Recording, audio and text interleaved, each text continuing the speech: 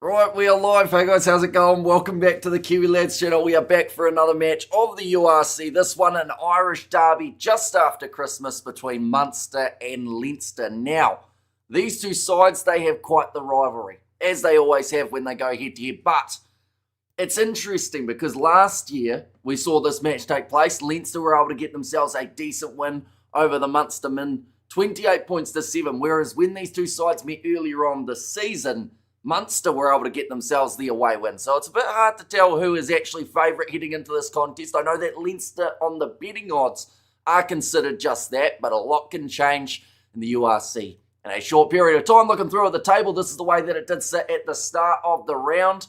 Stormers were at the top of the bunch. Since then, we have seen Cardiff get themselves another victory, but Munster, they are currently sitting in a pretty decent position on the overall standings. And also, Leinster, they are 6th. Or at least they were at the start of the round. It's not where they're used to being. They are normally right at the top. So I think they get themselves a big win here. Certainly a step in the right direction. But looking through at the starting lineups for these two sides, ladies and gentlemen, and then we will be looking straight at the messages in the chat. Michael Milne, Lee Barron, and also Michael Alatoa slots in as the number 3. A dog bow alongside a Hearn in the locking duo. Tyg Byrne at 6. Jack O'Donoghue, number 7. And then they've gone with Gavin Coombs. Close out that Munster 4-pack. I'm just looking at the weather. It looks a little bit rough. Maybe raining sideways, or that may have just been the smoke from a couple of the fireworks a little bit earlier on. In the back line, it's going to be Craig Casey alongside Jack Crowley, so a couple of Irish internationals in that department. Thicke Abrahams out on the left wing, Alex Nankerville and Tom Farrell in the midfield, Shane Daly and Mike Haley as that number 15 for Leinster, Andrew Porter, Ronan Kelleher and Thomas Clarkson as that front row. Joe McCarthy back in the starting lineup alongside James Ryan, Max Deegan, Josh Vanderflair and Caelan Doris. Another big return for this Leinster side. He is there as the number 8. Jameson Gibson Park returns as the 9. Harry Byrne in that locking, I almost said locking Joe, but then that first 5 role for this contest. James Lowe, Robbie Henshaw, Rico Ioane, Tommy O'Brien and Kieran Frawley. The rest of the backline. Right, there are a lot of messages coming through in the chat at the moment, ladies and gentlemen, so hopefully you are all doing well. Hopefully you all had a good Christmas as well. I will mention I was about 1 or 2 minutes late on this live stream purely because of the fact that I didn't use my brain. I had a red and green shirt on, got in front of the green screen and then went, oh yeah, green doesn't come through very nicely, so I had about half my body missing, had to find a hoodie, but it worked out in the end. We weren't a mile late. What happened to the 2 South African URC games that were supposed to happen today? They both cancelled. They've both been delayed. So one of them's taken place, I believe, mid-February and the other mid-March. So they are going to be taking place during Six Nations match weekends. But I think that was just to give them a little bit more of a Christmas and also, just have a little bit of something happening during those games. How's Hamish? Merry Christmas and a Happy New Year. Says Yanko, same to you. We have got there, they're already rescheduled about a week ago, says Rory, and welcome back to YouTube, Hamish. How was Christmas? What did you do? Says Mahuddin. So we had lunch here, which was quite nice, and then there was kind of dinner and leftovers here as well. So I didn't really have to go too far, but it's been a busy old couple of days. Got family visiting as well, but the referee in charge of this one is Peter Martin. Munster going to be kicking off this one from left to right in this contest. This kickoffs come around very quickly, I do have to say. And I think the Stormers are strong to win European Cup as well. And Happy New Year, Vic, says Mohaddin. And there as well, but it is going to be kicked off already. And Leinster have got the ball with Caelan Doris. It's a big occasion for these two sides. Another penalty, first penalty of the day. And a little bit of push and shove already with Michael Milne and Andrew Porter there, the front rowers going at each other. Also, Santa and friends.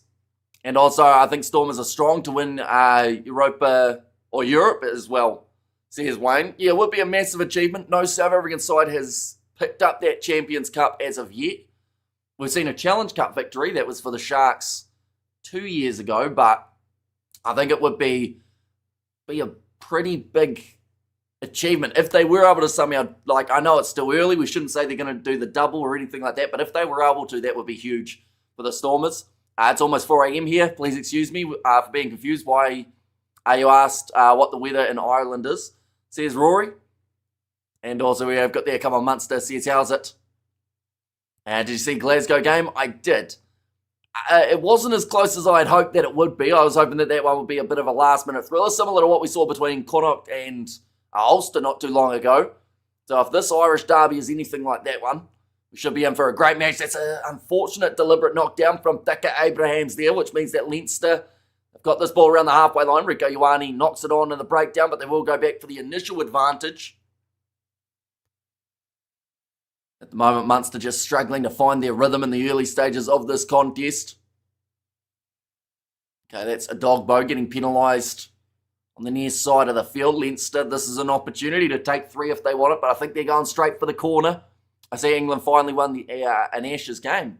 Yeah, it only took 2 days as well. We were doing a bit of the maths. Australian cricket, they would have lost millions of dollars for that one only going 2 days rather than the 5. So I wouldn't be surprised if it's a very flat track for the final day. We have got there, Xander. I agree. Leinster win, says Rory. Predicting a Stormers versus Munster URC final. Could happen. I mean, the thing is, Munster have been in some pretty decent form, although I do want to throw Ulster's name in the hat too.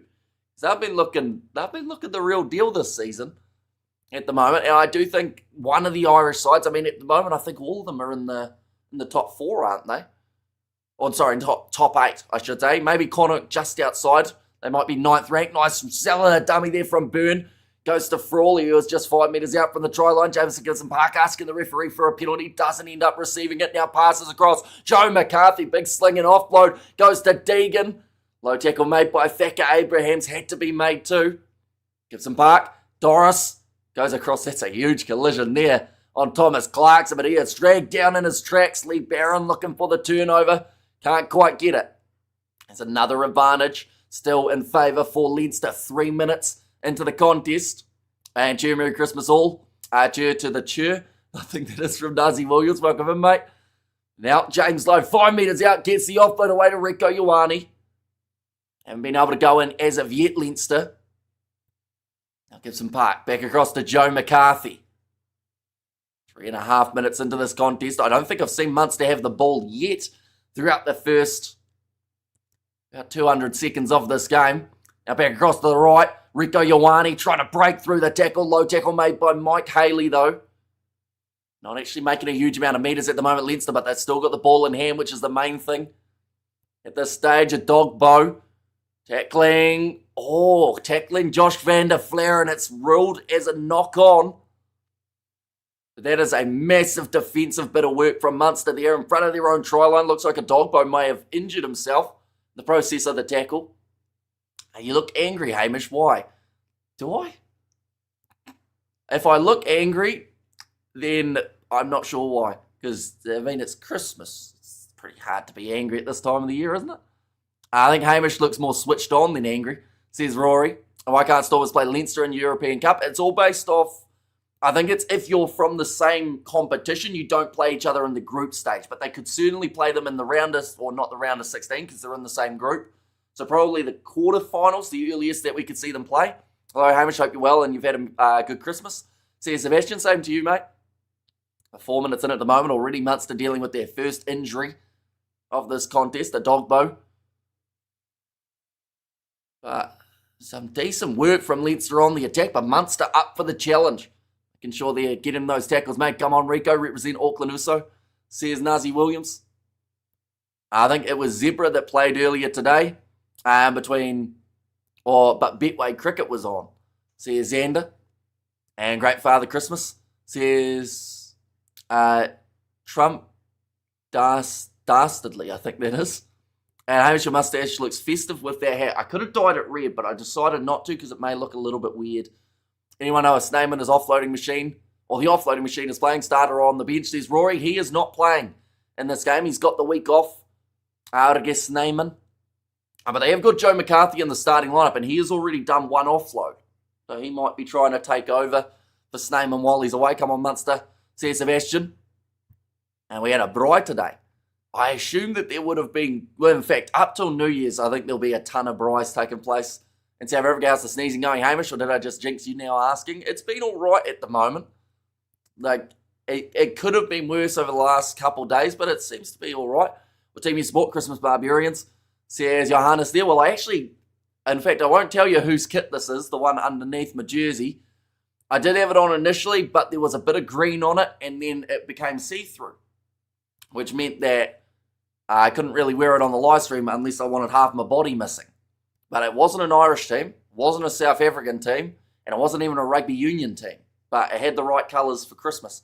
There's a penalty against Michael Alatoa in the front row. Got an head with Andrew Porter in this contest. The only time we would normally get to see that take place is Ireland versus Samoa. In fact, they used to be the teammates. Michael Alatoa and Andrew Porter as well. Got evidence Hamish supports Springboks. Do you still have evidence that you said that I apparently hate Andre Pollard? Because I'm still waiting for that clip that apparently I said that Pollard doesn't deserve to be in the Springboks. Because I don't think it ever happened. Now break it away, Josh van der Flair scores the early try. And Leinster have managed to bust through. They've had 6 minutes of ball in this contest. So it was only a matter of time for the away side. Leo Cullen, there's not even a smile on his face at the moment. He knows the job is not done, but a great start to the match. Josh van der Flair getting in for the try. Sounds like a Rabbitoh shirt.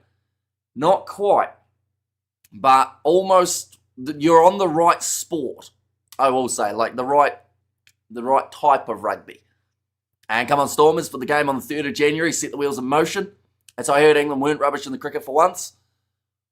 Well, they did all right on a very interesting pitch, that is for sure. But both sides were throwing away a lot of wickets throughout that one. I don't think anyone wanted it to only go the 2 days when it first was announced. I mean, they had about 186,000 in attendance across the 2 days.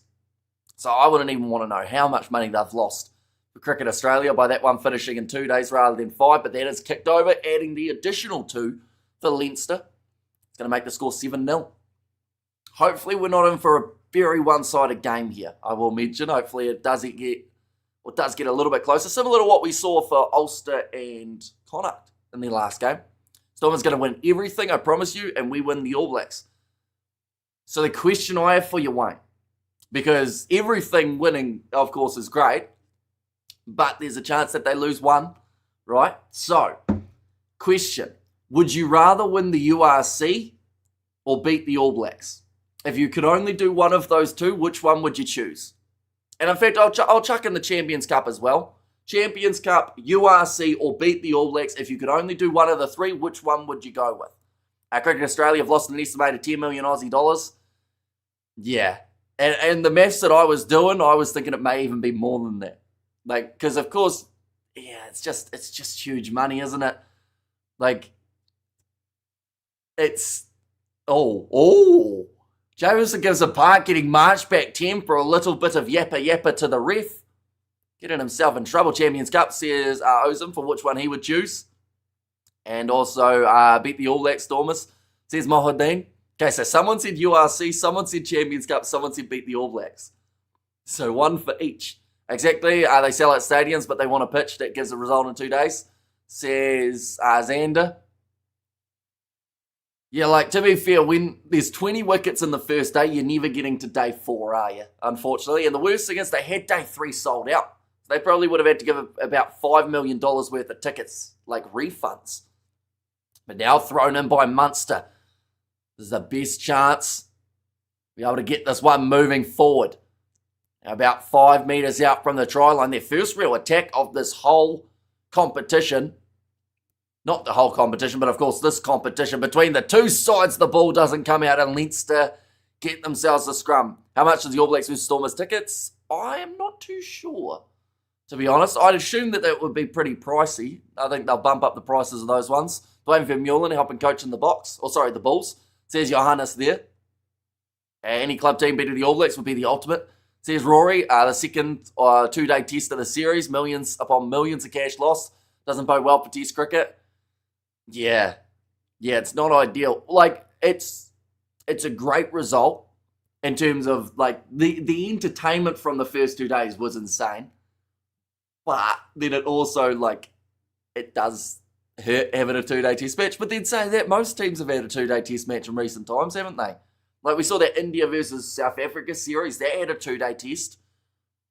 New Zealand, West Indies, we didn't really see a 2-day test match that I can think of. They didn't have one, did they? They had a few few rainy days and whatnot, but then most of their test matches reached a result other than that one in Christchurch. Now rolling this one in. Leinster trying to get that push going, both front rowers going down.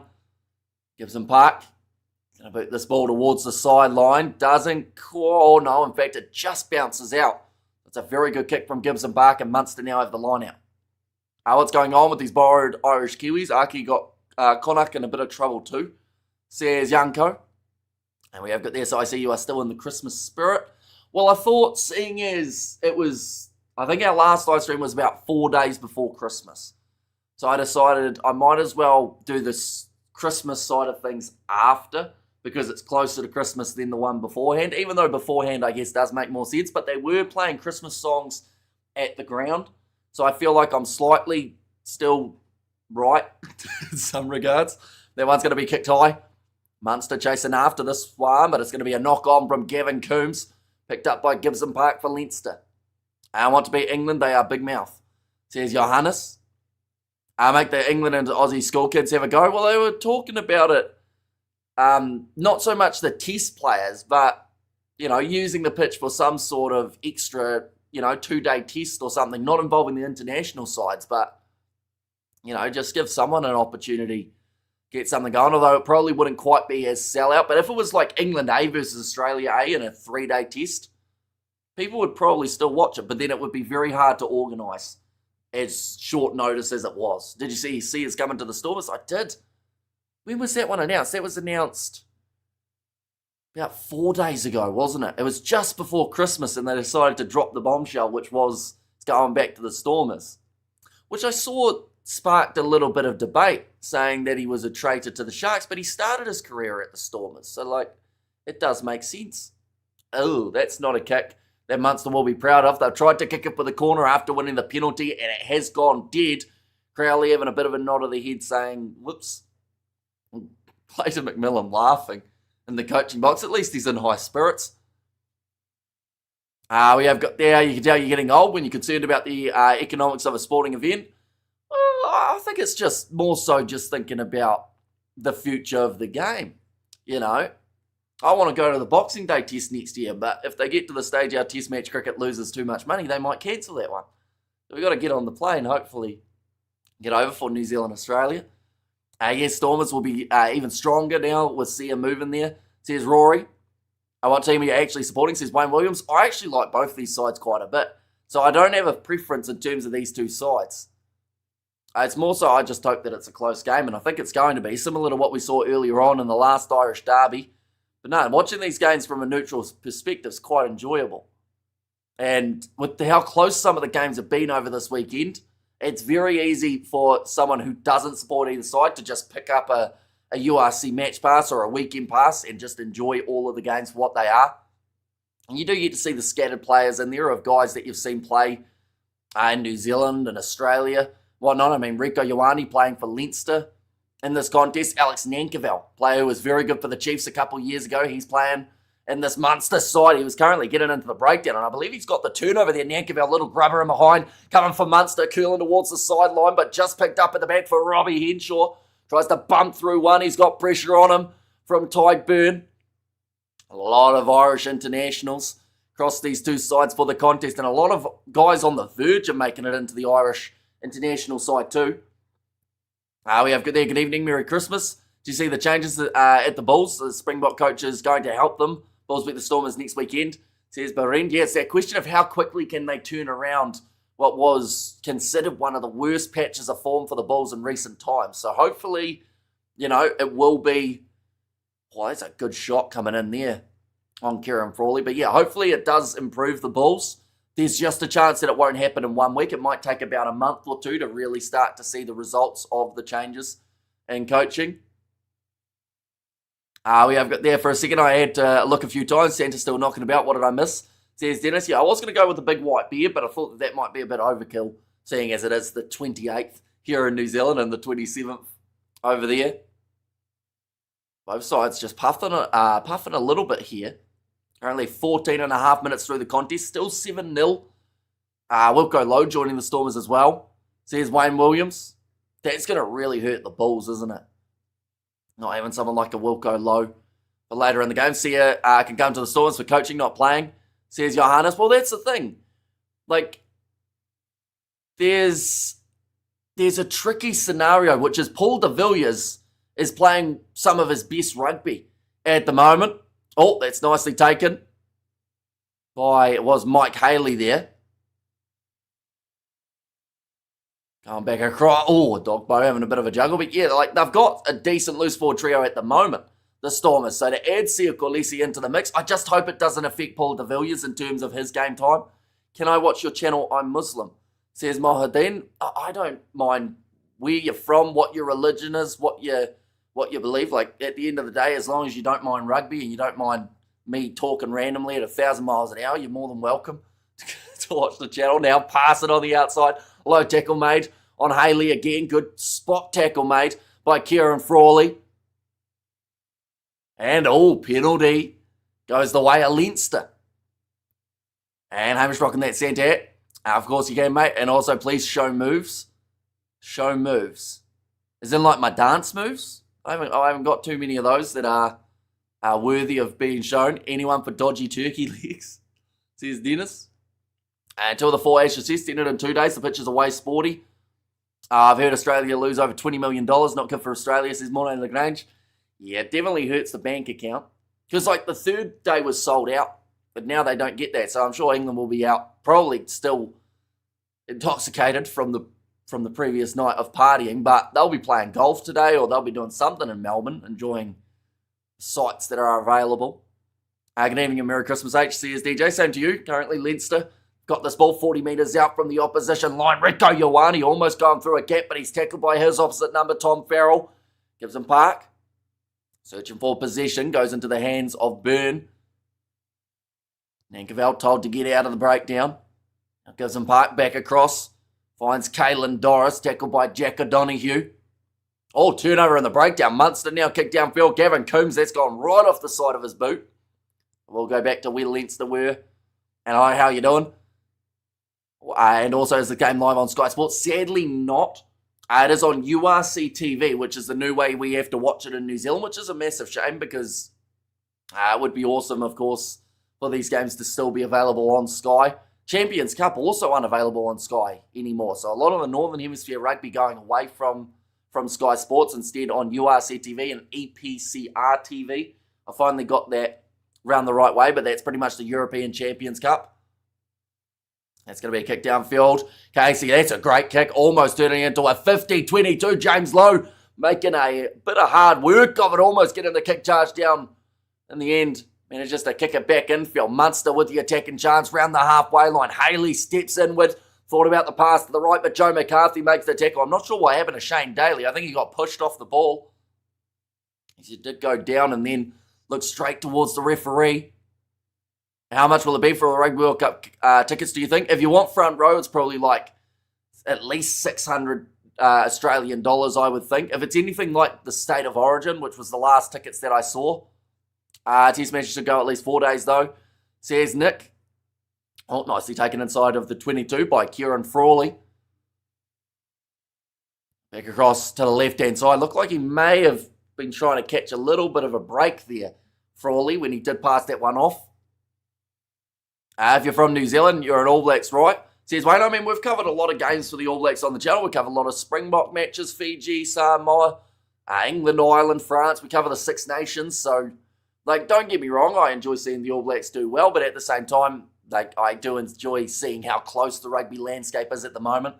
I paid £150 for Wales versus Fiji, says DJ. Yeah, I do think they'll bump up that price of that New Zealand-Australia. I'm not actually sure when tickets go on sale for that one, or maybe they would have already, now that they've been announced, although I'm not too sure of the order of matches as of yet. Now going back across to the right-hand side, it's here to move this one across. Gavin Coombs trying to shuffle forward, gets the offload to Farrell. That was almost a tip tackle on him by Andrew Porter. You have to be very careful when you lift a man above the horizontal, and he's been penalised for it. I guess it helps curb bribery, fixing, and gambling allegations. If it was fixed, no one would end it in 2 days and lose millions, says Big Rig. And thank God you're commentating on this game. It's a shame our own Irish national broadcaster can't show this game. considering it's in Ireland. Leinster season ticket holder. I always mispronounce your name, didn't I? I'm trying to remember, is it Deirdre? Deirdre, or have I butchered that again? And I do apologise if I have, because I remember it wasn't how I said it last time.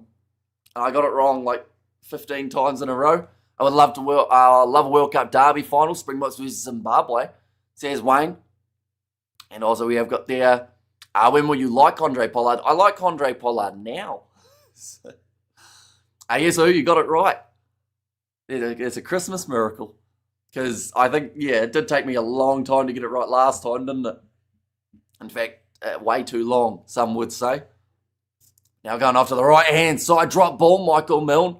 Thought about shoveling it on, but he didn't really pass it. Instead, he just kind of dropped it down on the floor. People in Ireland have to pay for this, which seems rough, doesn't it? Definitely because, was the Connacht versus Ulster game earlier, was that free to air?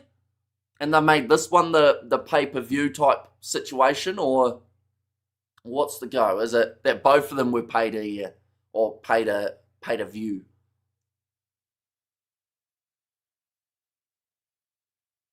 Oh, okay, it's actually a knock-on from Blue first in that one. So the reason it didn't look like Michael Milne tried to pass the ball is because he didn't really get a chance. I love you, Christmas hat, says Wayne. It's actually hiding a really bad hair day, to be fair as well, so it's quite strategic having this on my head. I really think Fiji are going to cause some massive problems in the World Cup. I hope they do. I hope that we see one or two underdog sides really step it up for that next World Cup. Yes, that was on the Irish channel, TG4, as the commentary was in Irish. Why can't Porter scrum? Well, he's won a scrum penalty against Michael Alatoa in this game, but people always do mention that Porter scrummaging. And I think it's just the angle that he goes in at does cause a lot of problems. He either gets the call or he doesn't. Already there is a massive bend in the scrum and they get the free kick for not driving straight against Andrew Porter there. Now passed on the outside, stepping inwards with Shane Daly. Already 22 minutes through this one. Imagine if Georgia won.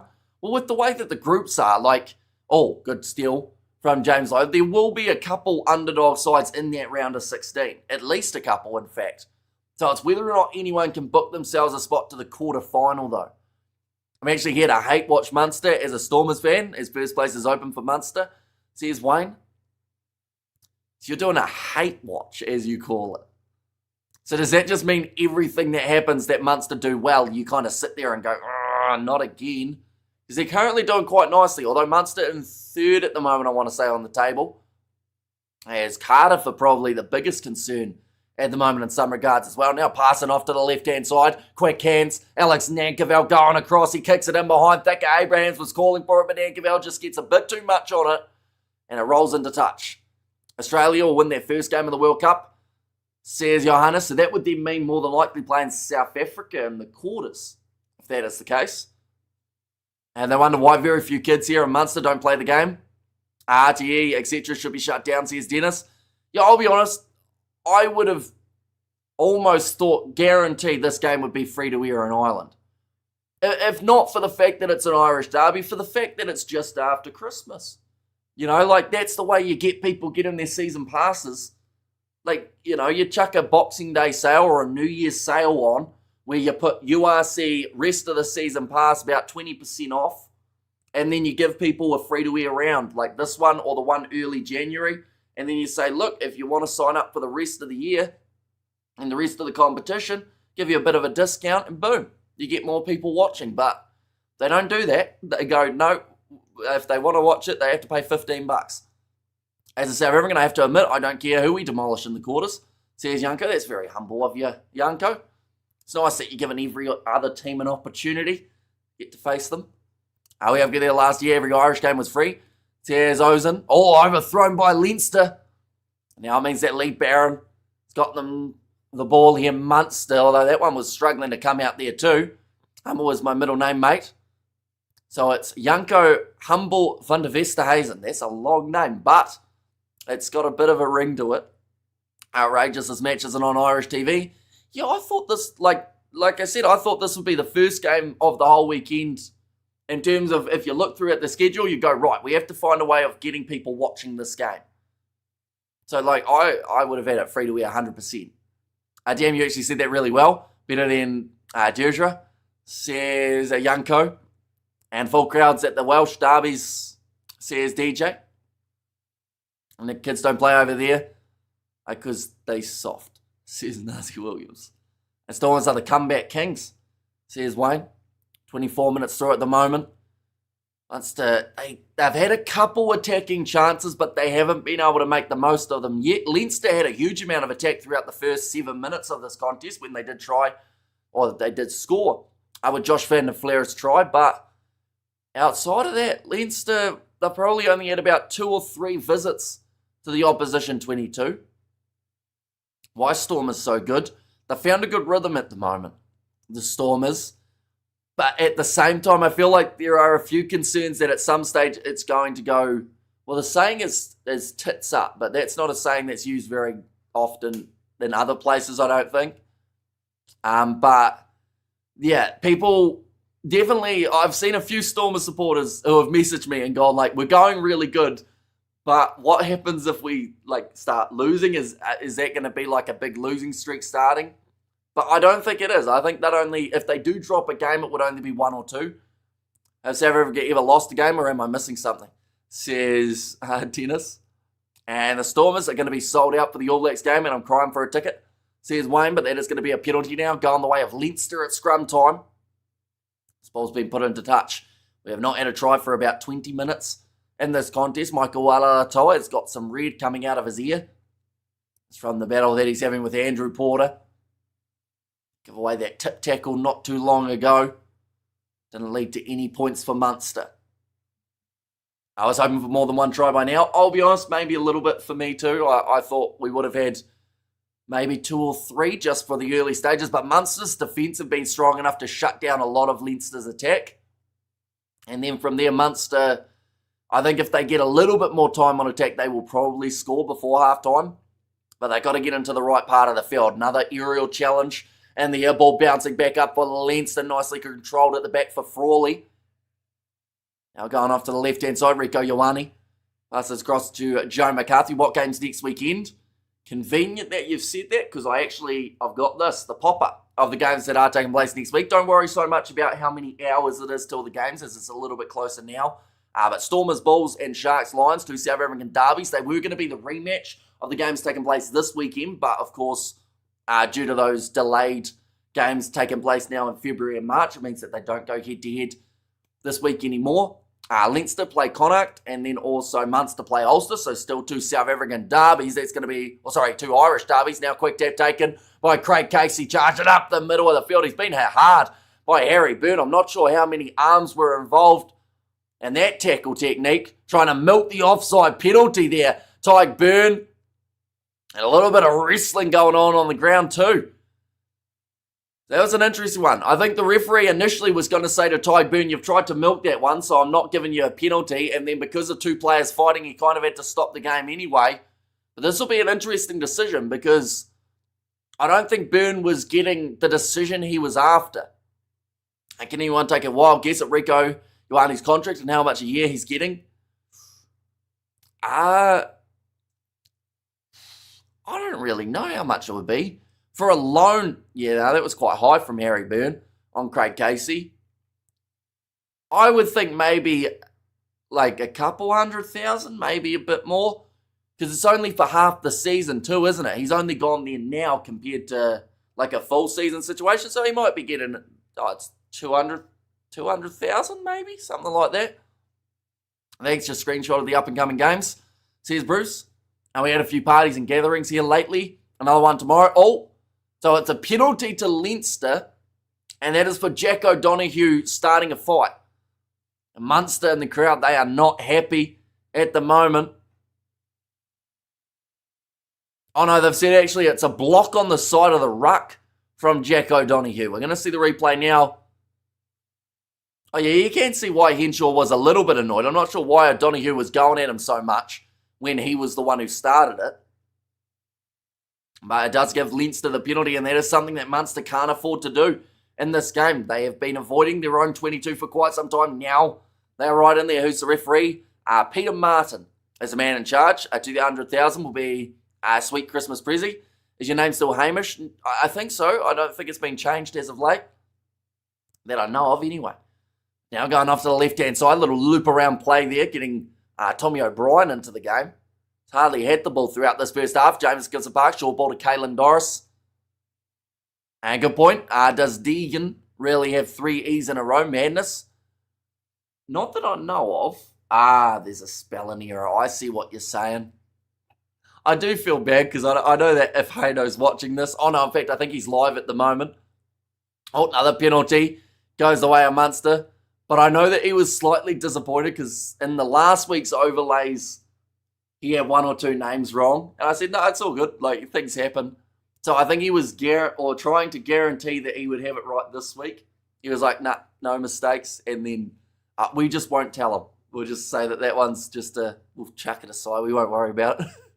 And the Bulls game will be a close battle for the Stormers. Bulls have a good Springbok pack. So here's Johannes. And also nice enough for a KFC family feast then. You could get himself quite a few superstar boxes at the moment. Those things are quite nice. And £250,000 for Rico Ioane. So that would be about 400,000 New Zealand dollars then, if that is the case. Now 29 minutes through. Munster, they were able to win the penalty. Now chance here for Lee Barron to throw it in. He kind of looks like Brodie McAllister. I've never actually seen that comparison in the two players, but it's actually kind of similar. We have got there, you just broke my heart. You meant to be Santa, not Hamish. Ho, ho, ho. Says Dennis. No, but Santa has a beard. My beard's very patchy and not white. When you're going back to work, Hamish says, Mohadeen, I think about the 5th or 6th of January, I think it is. Or at least it might not be because I think it depends on when all of the shops open in terms of building supplies and whatnot. But we'll be able to do some sort of jobs from about early January. And Munster Stormers, is your friend show Leinster? What top teams to man? Munster Stormers, is your friend show? Is your friend show Leinster? What top teams you man? That's a hard sentence to work out what you mean, Wayne. But I think you're saying about how Leinster aren't as high up on the table, right? There's a player on the Italian national team. Could easily pass for Jake Ball. Yeah, it's Lorenzo Canoni, isn't it? The big lock. Or is it Niccolo? It might be Niccolo. It's one of the two Canoni brothers, though. That one's going to be dropped by James Lowe, as well as the Munster fullback Haley. I happy late Christmas, and hope you had a good day with mate and family. I hope you wasn't sleeping all day. No, I was actually up at a decent hour, believe it or not, which is quite a surprise. Are you building a double-story house? Nah, that's too technical for my department. Leo Cullen's still not smiling. 7-0 at the moment between these two sides. I did think we would have seen another try by now, I'll be honest. Maybe one more before half-time would be quite nice. And Munster is Stormer's friend, so show Leinster how top teams do it. Okay, I get you. Although someone earlier on said that they were watching this game because they wanted to see Munster lose. Because they are close to Stormers. To be fair, Stormers and also Munster have had some pretty decent games in recent years, haven't they, in terms of the back and forth. Why Glasgow so low today? I mean, 21 up against Edinburgh is not bad, though. Purely because of the fact that last year when the two sides played, Edinburgh actually beat Glasgow in that contest. So I'd say that they won't be massively disappointed, other than the fact that they didn't get the bonus point. But still getting a win over Edinburgh after losing last year in that same fixture, they'd be, I think, happy enough with that. Now running at forward, little bit of a miscommunication there. Harry Byrne passing to no one. Grubber attempted by Josh van der Fleer. They'll go back for another scrum penalty. They were doing a hate watch quality phrase and proper team. And we have also got there, will be a lot more people tuning in. If the Stormers were playing, says Bruce, yeah, they have to wait for the Stormers next week, or if they want to see the game that was going to be taking place this weekend, they have to wait about 2.5 months. Because, in fact, maybe more than that, because I think it's taking place mid-March. I love Cardiff's performance, man. The Dragons throw that game away at the end. Says Wayne, yeah, they were close enough in that game to be able to win at the Dragons, and they also, I think, did a lot better in that game than most people were anticipating, which is great to see. The fact that they are starting to find some real improvement. And outside of the Ospreys, like, the Welsh sides aren't going too badly at the moment. Now, going back across, running forward was James Lowe in the middle of the field. I start singing on the channel. I really shouldn't do that. My singing voice is awful. In fact, I don't even think I could hold a note in tune if I really had to. I think it would just sound like a seal that just maybe has a bit of a sore throat. That's how I'd describe my singing. It's very specific, and of course, it's very hard to find a seal that has a sore throat to be able to get a comparison. But that's what it sounds like. Crowley going for a kick in behind. James O chasing after this one. Not with a huge amount of intent there. He's just waiting for Haley to take it so he can wrestle him into touch. Referee saying that the ball's still in the field of play. I don't think that was completely true. I think that it was touching the hands of Haley as he was wrestled into touch, but Munster managed to survive. And come on, Leinster get a try. After round one, Zebre was number one on the log. Those days are long gone now. And although are they still the top Italian side at the moment? Although actually the two sides played earlier on. I won't give a spoilers to what happened in that game. Just for anyone who's trying to watch the contest from earlier on, later on. Still spoken word songs like William Shatner made a fortune despite having zero singing talent. You see, spoken words probably tricky too, because I only know about probably 50 words, and I just say them over and over on the live streams. But, yeah, I had to write a poem for primary school and got to say it in front of the whole school. So that's something, you know. And hey, Merry Christmas, man. Merry Christmas to you too. What's up, guys? And don't think Hamish remember. Also, don't sing, please. I will have a nightmare. Says Brandon. But yeah, they're just showing the replay now. I think that ball was in the hands of Haley as he was wrestled into touch. Hamish, don't be shy if you want to randomly start singing the Irish National Anthem live for us. I actually don't know the Irish National Anthem. I know the Irish Rugby Anthem, but I don't actually know the National Anthem of Ireland, believe it or not. In fact, like, other than the fact that maybe it says Ireland in the actual anthem itself, I wouldn't be able to tell you a single word of that Irish anthem. On Soccer World Cup next year. I was thinking about it, but I haven't quite decided yet. It depends on what else is on at the time. I'd probably only cover New Zealand and South Africa's matches if I did, just because of the fact that, like, they're our two main audiences on the channel. Plus, that would mean that you guys can give me a little bit of information about those two sides. Did you sell the guitar or burn it? It's in a storage unit at the moment. But, yeah, it certainly would be out of tune. I would say I hate soccer because Egypt robbed South Africa. I might stay with Springboks and watch my side's 27 winning streak get robbed like that. Says Wayne. Yeah, I did see that they lost 1-0. I could do the Zimbabwe national anthem. No, I don't know a single word of that one either, unfortunately. There's some great national anthems that I don't know, though. Every once in a while, you get to hear a new anthem, and you go, oh, it's all right. I have a question for you. When are you going to live stream again? Next live stream will be next weekend. For the South African derbies, I believe, will be the next ones. Now rolling this one back. Craig Casey asking for the penalty, and he will get it. It's for not rolling away against Andrew Porter, so that is about the third time he's been penalised in this contest. Covering Rugby Sevens World Cup next year, overlapping with Soccer World Cup. Yeah, see, that's where the overlaps may get me in a bit of trouble, but I probably will be covering... Well, I will be covering that Sevens World Cup. What is New Zealand's national anthem? It's surely, you know, New Zealand's national anthem is played at the All Blacks games before the haka. And shoulder to shoulder, together standing tall, something, something, I don't know the words. Although that's the rugby anthem, isn't it, rather than the national anthem, right? And I hope the storage room is well locked, says Dennis. Yeah, that guitar's probably not coming out of retirement for a little while, I would say. But now, going off to the left-hand side here, Craig Casey. Going for the box kick. This game is still 7-0, ladies and gents. I don't think anyone would have been predicting such a low-scoring first half. That looked like a knock-on from Crowley, although it is ruled as backwards. And Uruguay's national anthem is 6 minutes long. That's Impressive one. How long's Argentina's national anthem? I think that there's a shortened version and there's a long version, isn't there? I think the longer version's about 4 or 5 minutes. New Zealand's is probably about three or 4 minutes, I would say, with both the Māori and the English part. And Potter is getting a lot of criticism from the Irish commentators. Too many penalties. Getting on the wrong side of refs. So here's Deirdre. He's given away a lot of penalties in this game already, unfortunately. Crowley may have got a bit of a kick in the side of the head there. He looked like he was half sleepy on the ground. Looks like he's just getting assessed now. No idea. Says, what's up, guys?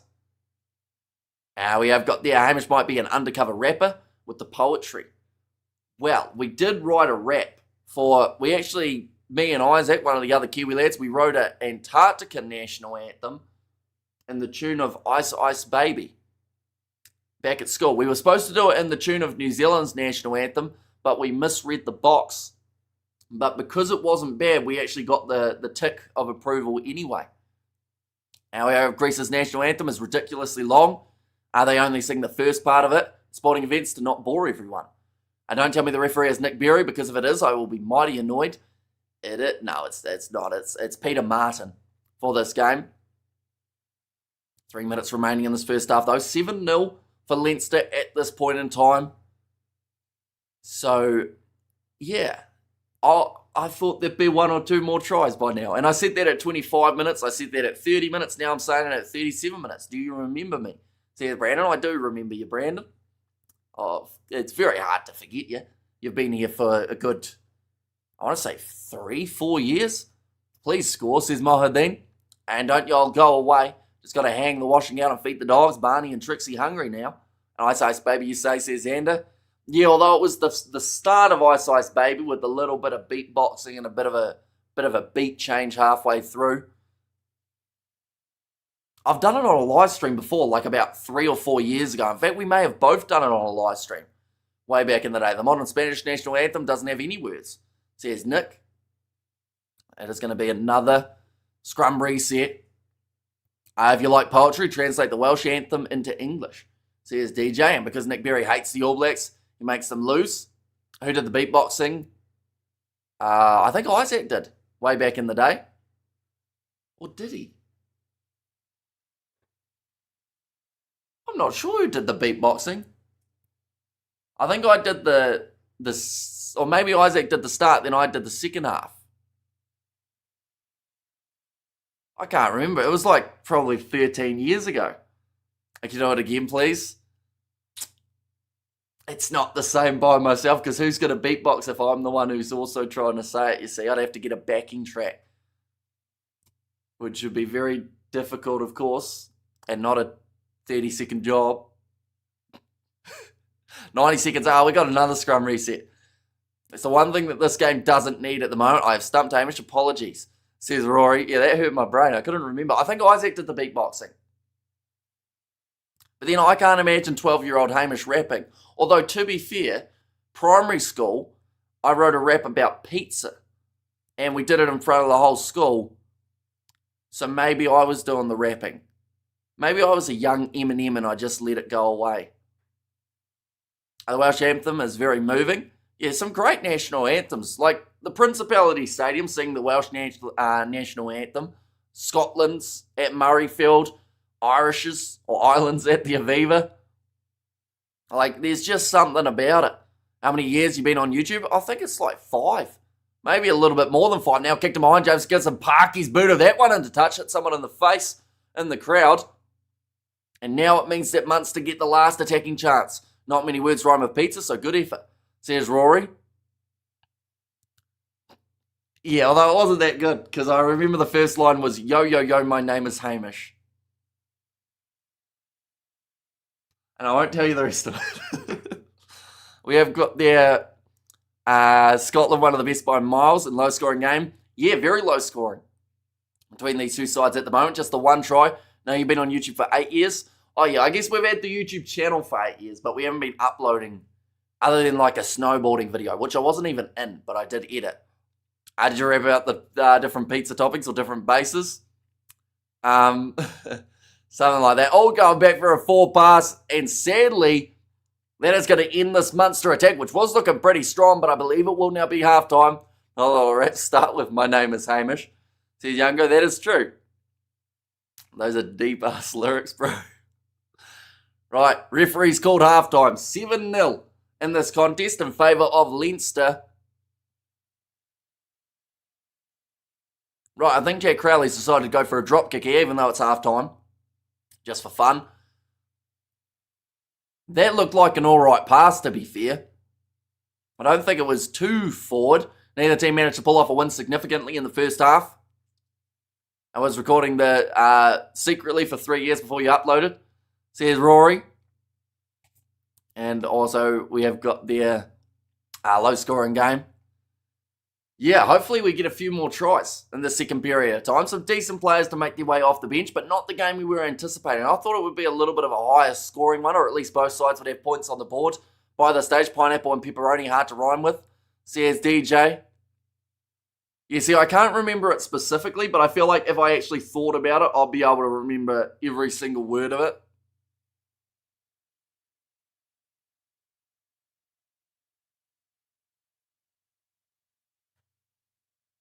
Yeah, I'm not going to say the pizza rap. I just remembered most of it. Not a full pass. Yeah, it looked all right to me. Looked like it was flat, but with 80% of the songs being like, say yo, everybody say yo, yo, yo, and not forward, says Titanium there. And same like the Glasgow game, says Mohadeen. Yeah, what was the score at halftime? It was 7-0, wasn't it? Or was it 7-3 at halftime in that contest? I'll have a quick look while we're at it. And also, hear me out, yo. This one is going out to all my pizza lovers. Yo, yo, yo, my name is Hamish, says Xander. I honestly run DMC. Had raps that bad that made millions. And also ref is a disaster, pure blue, says John. Yeah, I wonder whether or not, I assume that was the ref who called for the forward pass rather than the TMO. Yeah, 7-3 at halftime, just the Jamie Dobie try in the first half for Glasgow, and then from there they were able to get themselves the George Horn and Dobie try of the second half. But it did actually take until the 76th minute before we saw another try in that Glasgow game. So we might be in for about 30 minutes of two sides that don't really get anything purely going yet. Just getting headphone ready, just in case he starts to grow. Oops, let's sing, says Dennis. There's not been a lot between these two teams in the first half. Yeah, they've been quite even, but at the same time, a lot of this game has taken place in the middle 50 of the field. Like we saw Leinster attacking early, getting into the Munster 22. We've seen Munster have a couple chances, although they have let them slip. And then from there, I think it just comes down to Munster's defence has also shut down this Leinster attack quite well. How was that a forward pass? I'm not actually sure. Like on the replay, it actually looked less forward than in real time. It looked fine to me anyway, but it did get rolled back, so it does become half-time. And we have got there Munster done well to contain Leinster. Yeah, they just haven't let them budge through, which has been quite impressive to watch. You know, there's been a few times that Leinster were only a few metres out from the line of Munster, and Munster have held on. Just that one try for Josh van der Fleer at this stage. That is the only highlight of the first half in terms of points. Maybe the referee is tired, says Mohadeen. Well, hopefully he gets a big recovery at halftime and then he's rearing to go for the second 40 of this contest. And we have got there, this is your one chance, one opportunity to do a rap, Hamish. Are your palms sweaty, knees weak, arms heavy? Says Rory. I mean, my palms are quite sweaty because I'm wearing a hat and it's quite warm today. I'd say my knees are weak because of Christmas cricket in the backyard. Arms are heavy. Nah, they're not very heavy, sadly. So I've got 2 out of 3, which isn't too bad. That's 66%. Are you going to capture it? Just let it slip, says Yanko. I feel like we're going to get a lot of like references now to certain rap songs, aren't we? But now, nicely scored by Josh van der Fleer. They are just showing that one try. 1 second. I'm about to sneeze for the first time of the day. That's half time, though. That's a pretty good effort from myself. 1 second. I will quickly sneeze.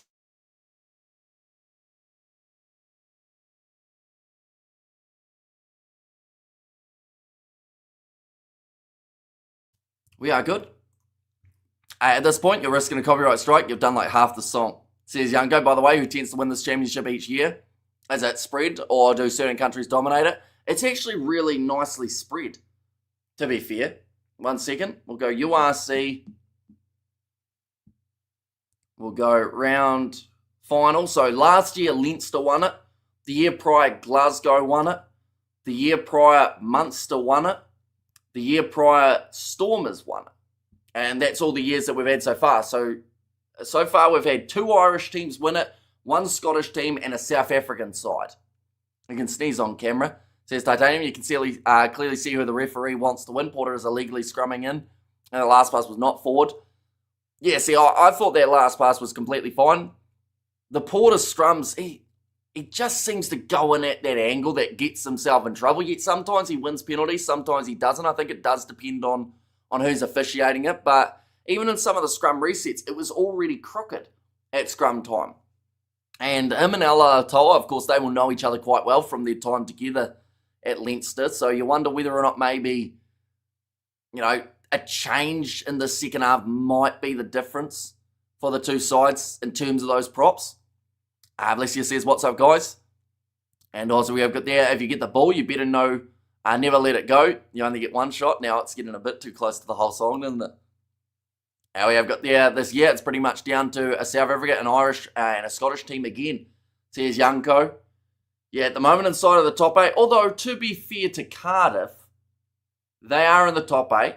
So are Benetton at the moment, but it does look more likely to be like you said, a Scottish, Irish, or South African team. Mainly because of the fact that at the moment for our Irish sides, they've got 3 inside of the top 8. URC sounds pretty open then. Says Nick, yeah, it is quite a good competition to watch in terms of the fact that right up until that last minute of the final, you honestly can't tell who's going to win it, which is good. I do like competitions like that, how it's not just the same sides over and over, which is one thing that in Super Rugby we've had a bit of a patch of as of late. I mean, the Crusaders, of course, are always going to be up there. They had their season where they didn't win it, though, and that was the one that was almost the most viewed. What's your take on the Six Nations? I'm so looking forward to it. England looked good. Ireland looked like a little bit of an unpredictable side for that Six Nations, but should still be very solid and a real contender in the comp. And then you got France as well, who look the goods. Scotland, if they can gel, could have a little bit of potential. And then, the Welsh and the Italians, honestly, bit of a mixed bag, but they have got the potential of beating some of those top sides. So it means that whoever loses to either Italy or Wales could end up costing themselves the Six Nations title. The Hurricanes are all the way down the bottom. Says, what's up, guys? And Scotland and Italy are both sick of being overlooked, says Big Rig. And France versus England will be epic, says Rory. Yeah, I'm thoroughly looking forward to those games. We are going to be covering them all on the channel as well. Cardiff and Benetton also a game up compared to most others, says Youngco. So in terms of Munster and Leinster, Cardiff have played 8 games, same amount as Glasgow, so they have played that extra game. Same with Benetton, but a lot of the sides, the likes of Connacht, they ended up losing, so they won't go ahead of Benetton.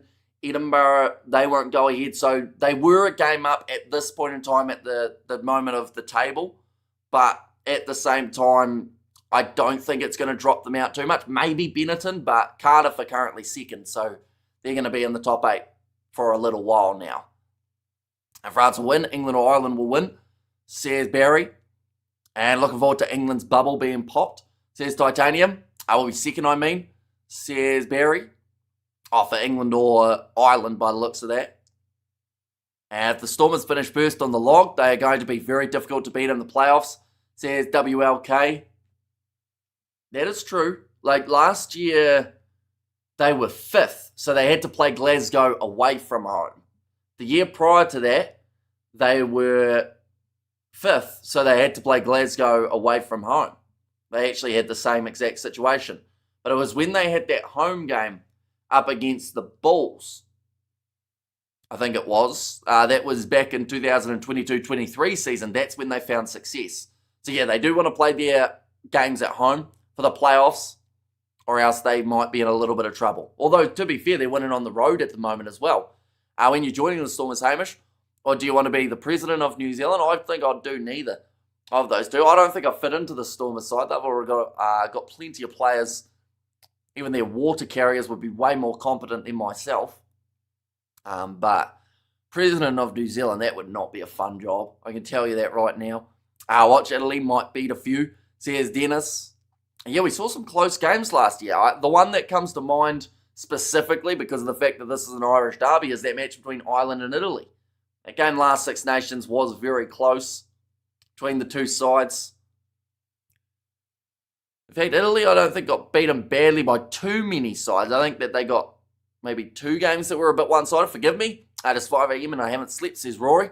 To be fair, you probably wouldn't fit in well in New Zealand politics either, says Yanko. And France will win the Six Nations, says WLK. And hi, Hamish, such a frustrating half from Munster. The bench impact will need to be huge, says Haino. And speaking of the bench, we will show it on the screen as well. Just while we're at it, we'll go like this. We'll stick me to the side. There we go. So they have got Barrett in that number 16 jersey. Of course, Lee has started this game, but coming off of the bench, it is going to be Dermond, whose name I always say badly, which is why I was hoping that it wouldn't be the two Barons as a 16 and 2. Luckman is there, and John Ryan. Jean Klein could be quite a handy player to make his way off the bench. Wickerley also there, and then Patterson, Kelly, and Hodnett close out. There's a Munster bench. In terms of Leinster, they have got Tyke Furlong in the number 18 jersey, Scott Penny, so a few internationals there, Andrew Osborne, and that number 23 jersey too. So,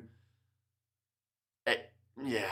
I feel like Leinster probably have the advantage on the bench, but at the same time, as long as Munster are competitive in the early stages of this half and they can score some form of points, they will be more than into this type of matchup. Henry Pollock scores 2 tries against Bath today. Says DJ, well, that will annoy a lot of people, I can tell you that right now. As however, again, the Six Nations, they are not, and by the sounds of it, they aren't going to be. I know that it's something that a lot of people have said that they'd like to see, but at the same time, I think that Six Nations sides have all said, nah, stay in the Rugby Championship. And I wish it was commitment. It is more like insomnia, says Rory, but kicked off now, second half. That felt like a really fast halftime break. I don't know whether or not that was just me or whether you guys felt like that too, but currently Munster have got themselves possession just out from their own 22. A little bit of extra pushing there from Michael Milne on James Ryan. And by the way, did you get loads of nice prezzies over Xmas? Says Dennis. Yeah.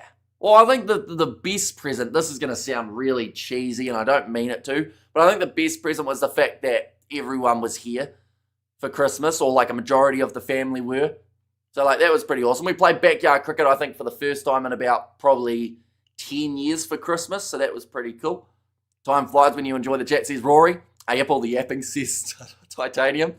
And it did feel insanely short, says Yanko. Yeah, I'm not sure how many minutes it was, but it definitely didn't feel like the usual about 14. That's going to be kicked in behind. Harry Byrne. We're going to try and get a bit of territory going. I think he was also hoping that one would stay in the field of play for a little bit longer. And notice players get pushy when they fail to score. The frustration grows. Yeah, and it does seem to be the frustration at the moment for both sides. Harry Byrne straight away put his finger up. I think he was saying that that's what he meant to do. But at the same time, it wasn't his best kick. We have got their best Christmas gift. We're seeing Jake Paul's jaw explode, or implode, says Rory. And Argentina, they are class, says Ruth. Currently 90 seconds into the second half. I think they're just checking to see. What are they checking to see here? I think it's a clean out on Alex Nankerval, maybe. It's a big clean out from Deegan. I think Eben is really retiring. Not sure yet, to be honest. I saw that he did something over Christmas with I think it was a children's hospital, which was quite nice to see. But the thing is, he's one big head knock away from retiring. So now that he's got this time where he is suspended, he'll have a lot of thinking to do of whether or not he does want to try and get to that next World Cup, or whether he's happy enough with where he is now and whether coaching is something he's going to look at. I hope Eben isn't retiring. First I've heard of it, says Rory. Come on, another TMO says, what's up, guys? But currently the ball in the hand of Munster inside of their 22. A lot of pressure on Casey in that breakdown, but still manages to get the kick away of his left boot, trying to slap it back in the field of play. Knock on from Munster. 2 knock-ons from Munster. There is no way that can be ruled as nothing but a knock-on. Now they go back for it. What age is he, Hamish? I think is he 34, Eben Etzebeth? I have a quick look. Eben Etzebeth, he is, 34. 29th of October 1991 was his birth date. But I don't know. I think that, by the World Cup, he's looking at 30, 36, almost 37, isn't he? Or have I done the maths wrong there? Might be 30, 35, nearly 36, in fact. So, it's whether or not he is going to be there. Bumped into Eben Sear and Argus Neyman at Crown in Perth. All huge men, says Rory. Yeah, I mean, he's 2 metres, 4 centimetres, so he certainly has to duck for doorways, as I say. I'm bad at math, says, what's up, guys? Now, scrum feed here for Leinster, going on the angle again, and it's gone down.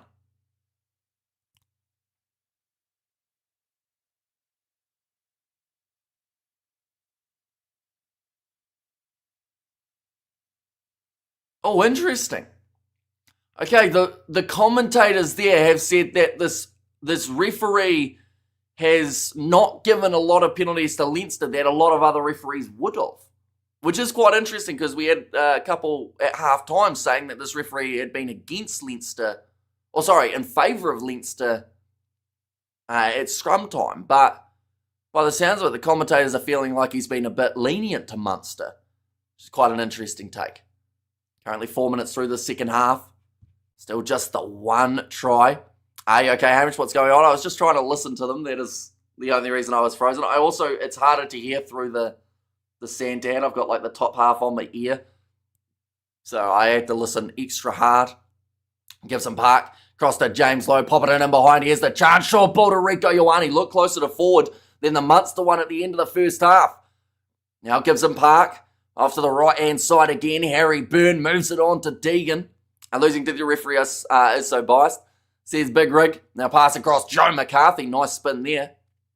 That was the longest I've ever seen Hamish be perfectly still and completely silent. I thought I had died. Says Rory. And when is Eben back? He's still got, I think, about a month and a half remaining of a suspension. Driving forward. Trying to get that steal in the breakdown, and he's got it too for Munster. That is fantastic work. And be able to get that ball inside of their own 22. I believe that was Thomas Ahern who locked himself over the ball. No pun intended. Now Craig Casey. Back across to Michael Milne. Tackled low by Josh van der Flair. I'm glad Anthony Joshua took care of business in that fight. Hopefully he can get some proper belts in the States, says Nick. And maybe the hunger is gone with 2 World Cup medals. Plus his body might not make the World Cup, says Barry. And yeah, he was talking about retirement. I think it was this year now. When he did have that longer injury when he was dealing with concussion.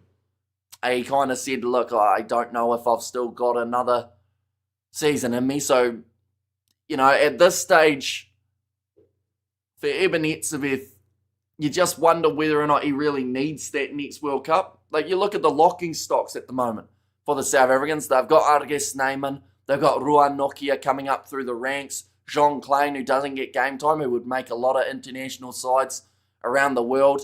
Mostert's getting a little bit closer to our retirement age as well, but I still think that Etzebeth, of course, he's the only one who can make that decision, but I would rather see him go out and retire before he takes some sort of lasting, damaging blow that does force him to retire. You want a player to be able to go out on his terms rather than being forced to. I was sick of seeing Jake Ball stage fights with fighters way past their prime, says Rory. Drop ball there from Rico Ioane as he was in a little bit of space. And we'll go back for the Munster scrum now.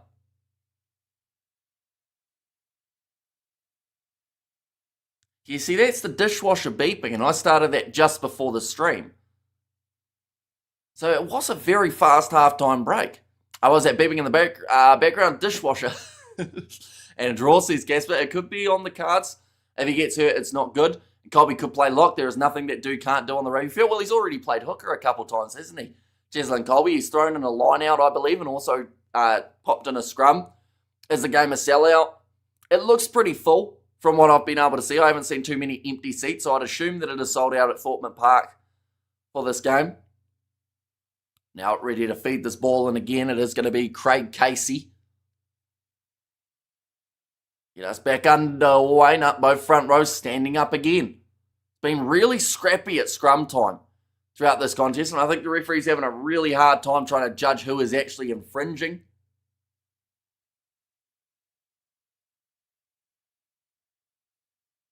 Okay, don't go early, take the hit, is the call there from the referee to both of the sides. Whether or not they take that advice, we are about to find out. Still 33 minutes remaining in this matchup. 1 try on the board for Leinster. Theoretically, Munster could get a losing bonus point for being within 7, even though they haven't scored a single point in this game yet. So that's quite interesting. Great player. Oh, no one anything. Exactly right. Like, as long as he is happy with if he wants to hang up the boots, like I think he 100% should go for it. At the end of the day, like I said, you don't want to take one more blow that makes the difference, like in your, not just your career, but in your life. If they can't sell out this derby, they will never sell out that ground, says Barry. I don't think that the referee is trained for a referee. When was the last game that ended 7-0? I think we had a 7-3. That was a wee while ago. I think that was in one of the Curry Cup games, was it? Or maybe it was a little bit higher scoring than that. The one that I'm thinking of is Sharks and Cheetahs. But yeah, been a long time. Doesn't happen very often at all. And in fact, it would be the lowest scoring game of this whole URC competition, I believe. In fact, that would be an interesting stat to find out in terms of what was the lowest scoring. I think 23-0 maybe, just for now. In terms of points, I'm still scrolling through. I'm up to round 3 at the moment. There was 14-8 between Cardiff and Connacht. That looks like it's winning at the moment. Yeah, 14-8's the lowest scoring URC game we've had so far this year. Your memory impresses me, Hamish. Mine is so cooked that it comes with fries, says Rory. Yeah, see, I can remember some random information, but like I'm forgetting a lot of things at the moment outside of streams, which is a bit of a concern. I think it's just from late nights. Oh, yeah, drop ball there. So it is going to be another scrum in this contest, which is not good because the scrums haven't been that smooth. We do see, though, Paddy McCarthy has made his way onto the field. That is going to be for Andrew Porter after 49 minutes. Leo Cullen deciding now is the time to take him off, I believe. Thomas Clarkson is staying on the field just a little bit longer. Sean Klein will make his way onto the field for a dog bow, so that's not exactly a bad switch for Munster to be able to make either. Still 31 minutes. Just trying to work out how Munster would actually score. I think it would have to be a breakaway. Or they've had those opportunities where Crowley kicked it dead. They weren't able to turn it into extra points.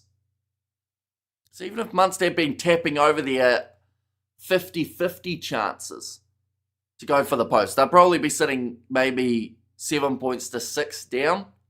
Perhaps even 9-7 in the lead for this game. But instead they have been opting to try and chase that try.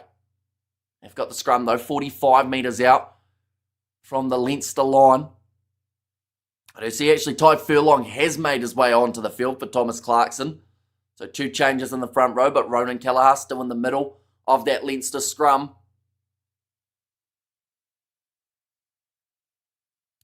Ready to feed it in, Craig Casey. He's had some international experience. He's going head-to-head with the starting Irish 9 at the moment. Oh, free kick goes the way of Leinster. Munster lose their attacking opportunity. And evening from Thornbury, England, Hamish. Thanks for the commentary. No worries at all, Joss. Hopefully you did have a very good Christmas. Oh, bounces into touch for Leinster. That is a great kick in behind from Harry Byrne. If that one had bounced back infield, he would have been... Well, in fact, that would have been about the second or third kick that had missed touch going for that corner. He decided to take it quickly, Byrne. I think that Mike Haley was just trying to construct a setup at the back. Who he wanted where, and he wasn't watching for that kick. Why did Munster get the throw at the line out? That's quite interesting, because I know that sometimes if it bounces into touch, they still rule it as the attacking side's line out. Is it Joss Pike or Joe Spike? It is Joss, but it's a good question.